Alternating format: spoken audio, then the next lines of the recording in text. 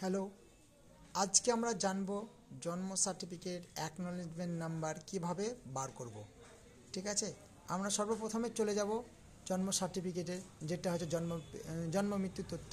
ঠিক আছে, তারপরে চলে যাব সিটিজেন সার্ভিসে, ক্লিক করার পর বার্থ সার্টিফিকেটে চলে যাব। বার্থ যেখানে আছে এখানে ক্লিক করব। তারপরে চলে যাব নো ইয়োর অ্যাকনলেজমেন্ট। ঠিক আছে, তারপর কোন মাসে বাচ্চাটা জন্ম নিয়েছে, ঠিক আছে, কোন মার্চ বা ইয়ার, এটা আপনি করে নেবেন, কত সালে জন্ম নিয়েছে। যেহেতু আমাদের এখানে একটা 2022 সালের আছে, অ্যাকনলেজমেন্ট নাম্বার নেই, হারিয়ে গেছে, বার্থ সার্টিফিকেট বার করবে। তো 2022-এ কোন মান্থে জন্ম নিয়েছে।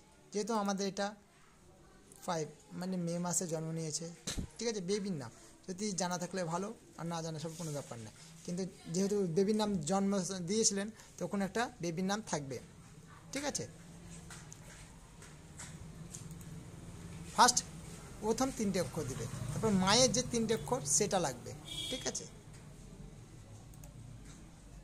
তারপর বাবার যে 3টে অক্ষর সেটা লাগবে। তারপর এখানে সার্চ আছে প্রথমে, সেখানে আপনি টিক করে নেবেন এই যে অ্যাকনলেজমেন্ট নাম্বার। ঠিক আছে, এটা যে অ্যাকনলেজমেন্ট নাম্বার, এটা যে দেখতে পাচ্ছেন, এই নাম্বারটা দিয়ে আপনি জন্ম সার্টিফিকেট বার করতে পারবেন।